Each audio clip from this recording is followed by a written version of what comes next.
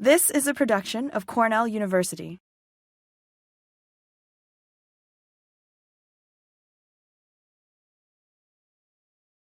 So I come from France. I was educated there in a sort of very interdisciplinary way. I studied both economics and sociology as an undergraduate. I actually wrote my master's thesis in France on Albert Hirschman, who's one of my intellectual heroes and a well-known economist and historian of ideas. And I applied to the US PhD program, in part because my husband, whom I've known forever, was applying to an economics PhD program. So we decided to apply together. And I applied at the time on a project wanting to study heterodox economists in the United States. So I already had sort of an idea of working on the sociology of economics, but I didn't quite know what I wanted to do. I was accepted in the PhD program at Harvard University, and I started my dissertation work on economists, and then it grew into sort of a mammoth project. Initially, I thought it would be just an interviewing project comparing economists in the US, Britain, and France, and I did a whole bunch of interviews, but then it grew into something much bigger on the history of the economics profession in 3 countries over about 150 years of history. So that took a lot of my time and many, many years. I taught partly because of dual career issues. I taught at Princeton a little bit. I taught at NYU as a postdoc before going fully on the job market, and then I ended up at Berkeley, which has been, I've been there almost ever since. I realized that as I'm aging, things that I had never considered to be that prominent in my intellectual upbringing have become much more salient. So I've become much more of a French sociologist, if you will. I think that it's caught up with me, my sort of French heritage. So I've become much more interested in problems that have interested French sociologists forever, like the problem of classification, which is a very traditional Durkheimian problem, but has been picked up by the likes of Michel Foucault, of course, and then Pierre Bourdieu, and you could also see Boltanski and Thévenot as part of sort of that intellectual heritage. So I realized that as I'm aging, if you will, I'm becoming more of a French sociologist in that sort of way. Not that I pretend that I belong to, this very select group, but this has become much more of a salient set of issues in my own work. These questions of classification and valuation, basically.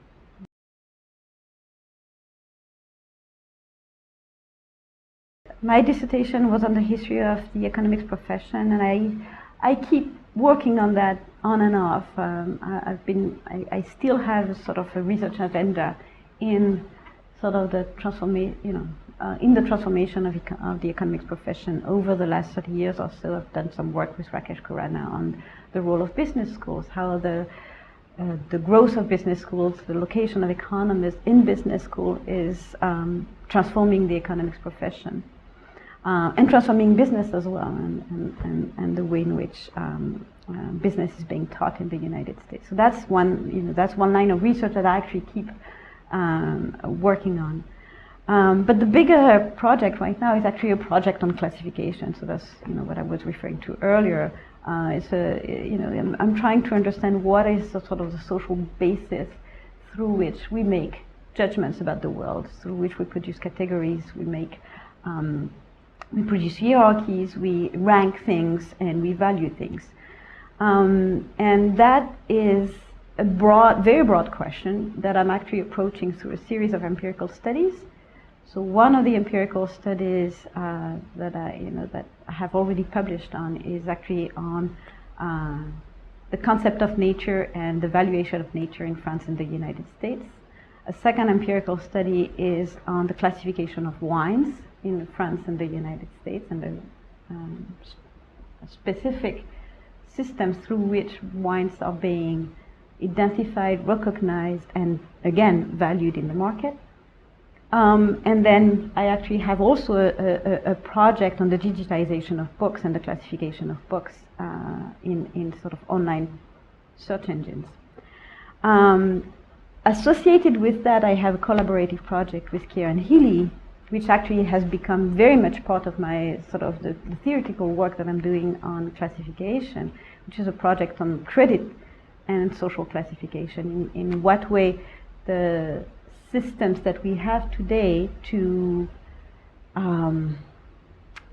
report, score people on their credit activities, in what way this is producing new forms of classification in society, and in some ways a new basis for what we would call today a class system.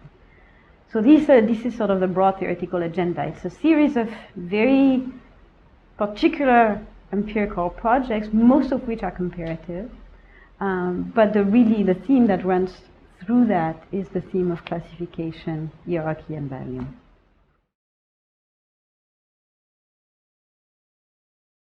So the empirical project on wine started as a project on the social classification, and I was really interested in why is it that, you know, France has this really elaborate system for identifying wines by the place where they were produced. The US has some geographical indication, you know, wine is from Napa Valley, but it's never been very important, and also these tend to be fairly large geographical definitions. If you go to a place like Burgundy, you can have geographical indications that are extremely, extremely small, the size of, not this room, but maybe 3 times this room. You could have like a wine produced from there, and it would be, you know, identified in that way. And what's fascinating about the French system too is that there's a whole system, very elaborate institutional system, to actually ground the claims to wine specificity and quality in the soil, in the geographical location. And these claims they are elaborated by geologists, by geographers, by social scientists in particular, like anthropologists and so on. So you have a whole arsenal to make sure that people, when they go buy a bottle of wine, you know, they will be able to recognize this wine. Now, the question is, what is the relationship of that system to what people actually taste in their mouth? What is the relationship between the objective classificatory system to the subjective perception and appreciation of the wine in the mouth? This is actually a question that I am not, it doesn't come solely from me. It's a question that Stephen Shapin has been asking now for a few years. He's been working on the history of taste. After writing on the history of objectivity, he's now working on the history of subjectivity, and taste is a big part of that. Now, Shapin has written mostly on sort of the Anglo-Saxon appreciation of wine. And here my work is much more comparative and looking at the relationship between the objective classificatory system and the subjective perception in both the US and in France, because France has a totally different system. And that's, to me, that is a way to push economic sociology in a direction that is absolutely fascinating, because if you, not that I want to, you know, praise my work or anything, but it's fascinating because ultimately, why is it that we pay a very high price for a particular bottle of wine? It is essentially because, well, first of all, a lot of people are willing to pay that price, so there's a high demand, and also because in some way we attribute some kind of intrinsic quality to that wine. But that intrinsic quality is actually something that is constructed socially, and it is constructed by this entire institutional system. And the fact is that if you actually look at the way in which people appreciate and perceive the wine itself in the mouth, there's no stability of that. You will appreciate it in a way that is different from me. And, you will probably, and I won't, and in the same way with me, we won't be able to recognize wines that are very highly priced from wines that are priced at, $5 to $10 a bottle. But still, we continue to do that. We continue to pay these very high prices. So the question is, what's the relationship between the price, the subjective appreciation, and the objective classification? So that's the big project on the wine system for the next, probably it'll occupy me for the next 5 years, I suppose. Yeah.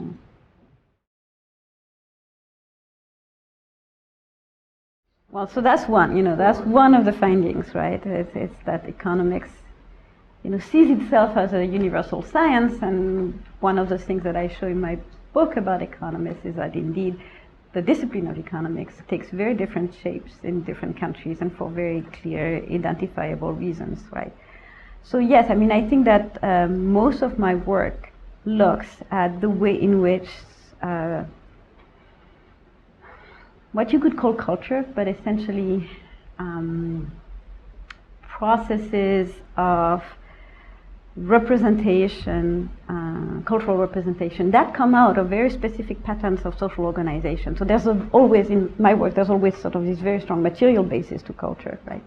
How that shapes the way in which we relate to the economy, the way in which we think about the economy. But then, of course, you can't stop there, right? Once you analyze how economic instruments, economic theories, economic ideas are embedded in particular social environments and in very specific ways, then you have also to close the loop and show how the instruments help that social environment, help reorganize that social environment. So some of the work that I've done, for instance, on economic valuation, shows that loop, right? You can show very clearly that the instruments that we produce in different societies to value the environment then help also, if you will, reproduce the kind of social order where they already originated from. So it's a way to sort of explain institutional stability through the production of particular economic tools and instruments. So I think that's one of the things that my work does, is that.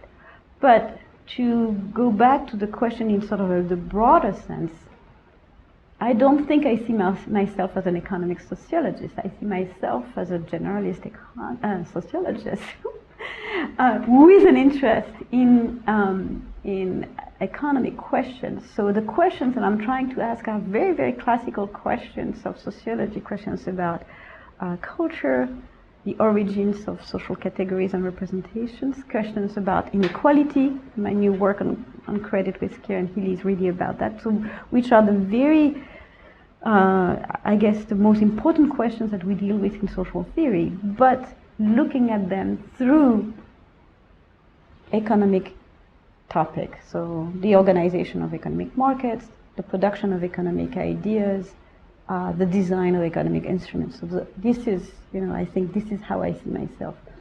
The other way I see myself is also as a comparative sociologist in the sense that I approach these very general sociological questions through a systematic comparison of nations, because I think that comparison gives us the analytical leverage to show exactly the kind of loops that I was talking about earlier, right? How the economic instruments, the economic tools, the theories, and so on, are produced out of particular social environment and then perform these environments.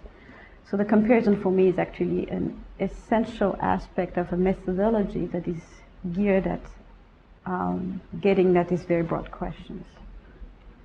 The label economic sociologist is a label that is both extremely important in the sense that it identifies you as dealing with a certain kind of topics, but it is a label that constrains you tremendously theoretically if you think that economic sociology has sort of a paradigm. And this is where, I see myself as more of a generalist sociologist dealing with economic topics rather than an economic sociologist, in the sense that I want to go back to these other big questions. And in part, I think it's due to my very particular location, I guess, at Berkeley, where I teach social theory, I teach the sociology of culture, I teach the sociology of knowledge, and I also teach economic sociology. But those fields, which are extremely broad fields, and which make me engage of necessity with the broadest, most important questions about social organization, the basis of social order, the reproduction of social order. That pushes me in a direction where economic sociology is only a place where I can apply this broader sociological insight rather than where I can make very specific claims about markets, right? So I think that's the way I'm thinking about myself as an economic sociologist. And to the extent that I can do that within economic sociology, yes, I am perfectly happy to be called an economic sociologist. But I don't like the idea of being recognized as sort of as a sociologist of market or of the economy.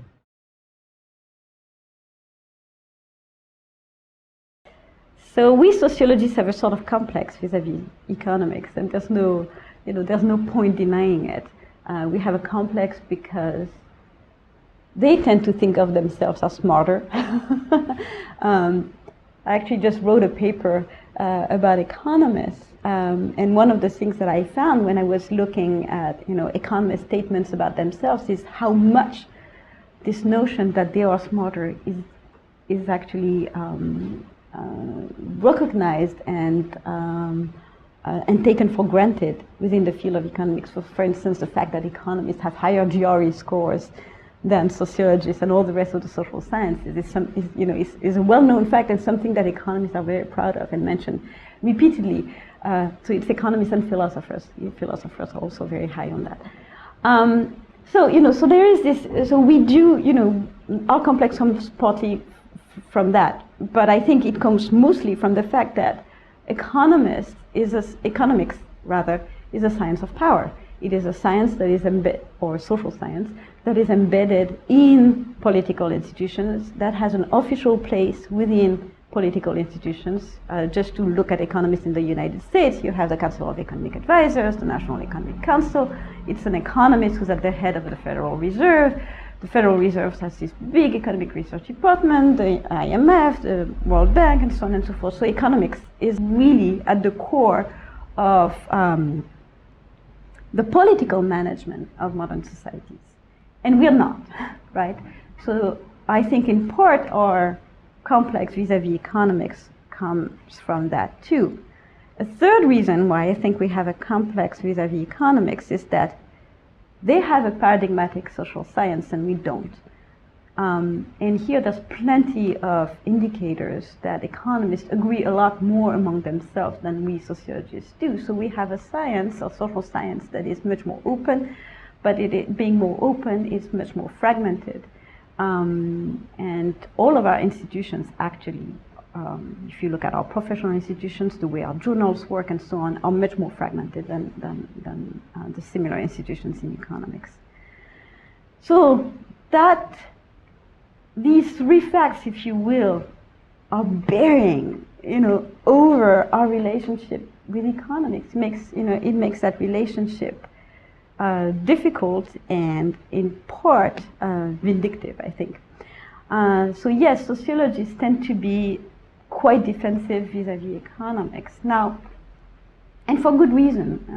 There are, within the economics paradigm, I think sociologists, we'll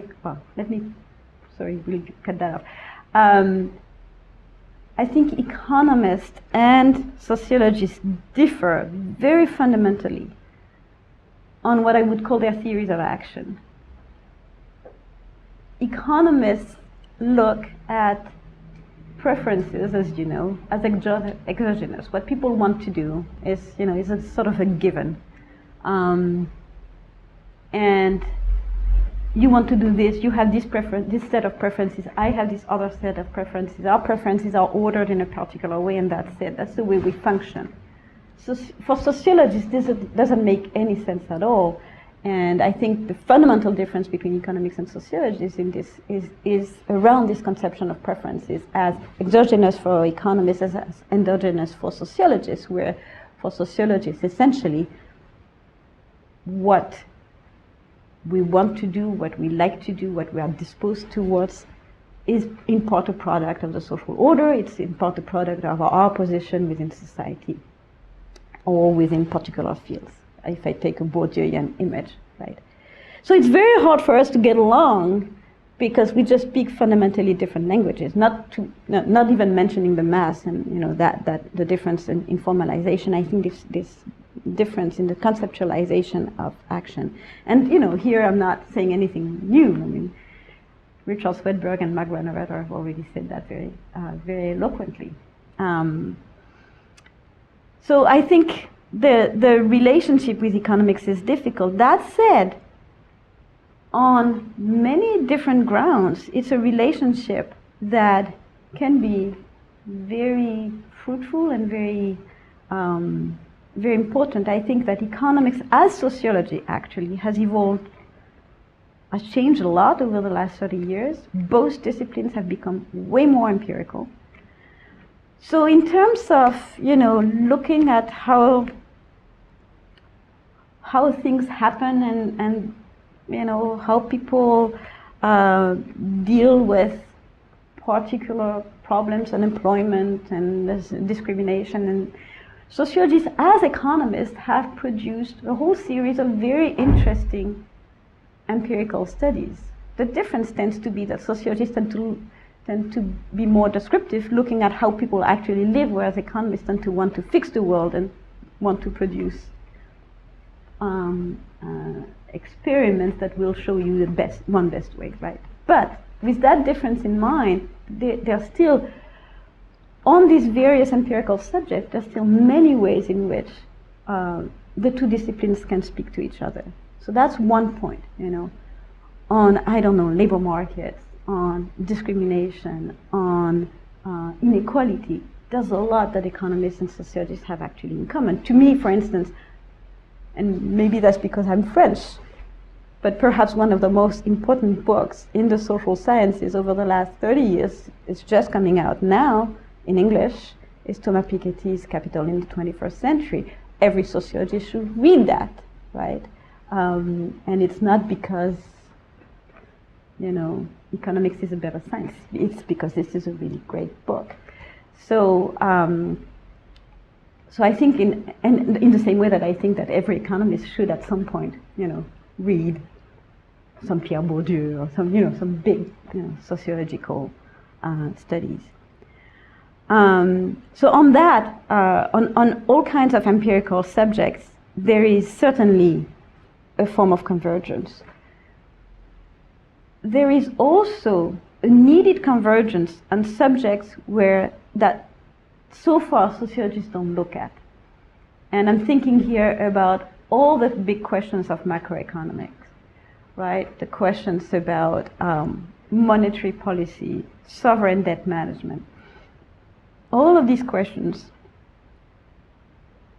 have been traditionally the province of economics, and sociologists, with a few exceptions, I'm thinking here of the work of Greta Krippner, for instance, a little bit Monica Prasad as well. Sociologists haven't really touched these questions, but I think we have a lot to say. And actually we have a lot to say about actual questions of policy. Doesn't mean we should try, like economists, to direct policy. I think, first of all, we would not be listened to, and second, I'm not sure we would like it, but we have a contribution to make about where things might be headed if we go in that particular direction versus that other direction. If we craft an aid package to a particular country in a particular way, we sociologists should have a lot to say about the reaction of the population, the relationship between that country and other countries, and so on and so forth. Things that are not very often part of the economist tool set. We should be able to say things about that. And so far we haven't really done that. And I think this is one area where sociologists could actually make some inroads and speak more to economists.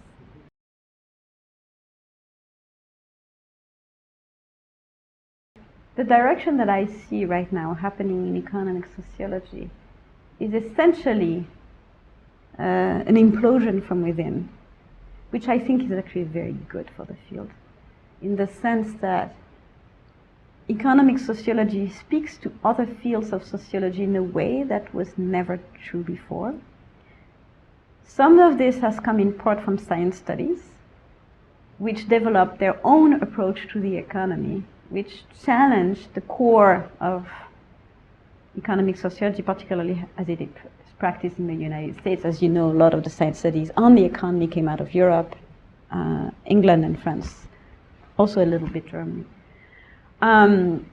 So, that challenge has sort of forced economic sociologists to engage with other questions, other paradigms, other approaches. And today, for me, the most interesting directions that the field is taking is in speaking to these other fields. So, for instance, economic sociology is now speaking to stratification and inequality, which is also a sort of subfield in a way that was never true before. And stratification and inequality was never interested in what economic sociologists had to say about sort of the organization of markets and how the organizations of market participated in the production or reproduction of social inequalities. But now, we have something to say about that, and that's good in the sense how do you put it?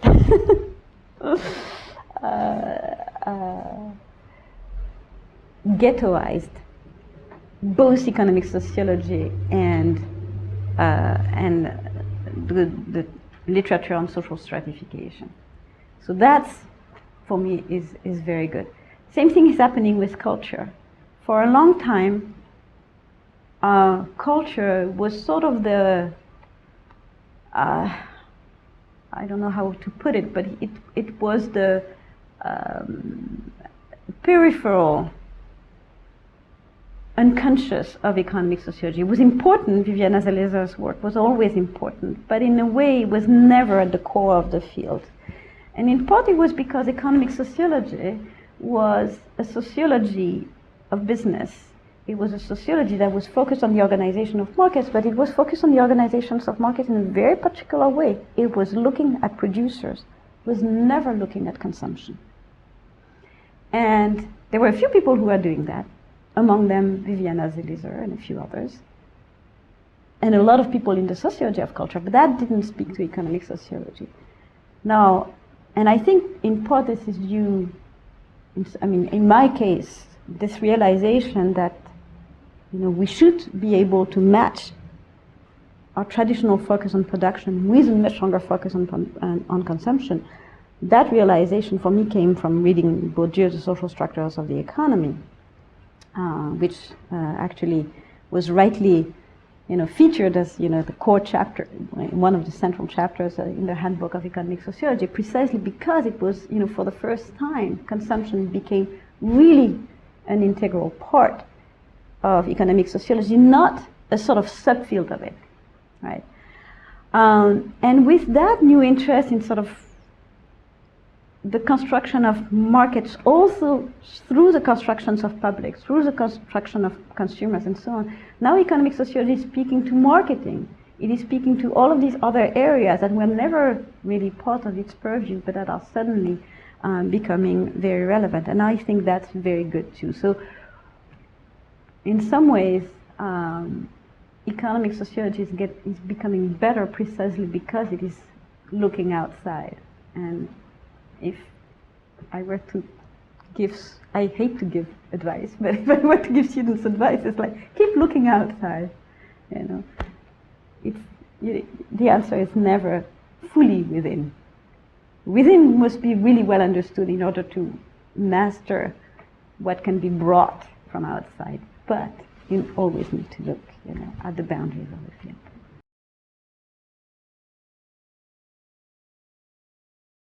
This has been a production of Cornell University, on the web at cornell.edu.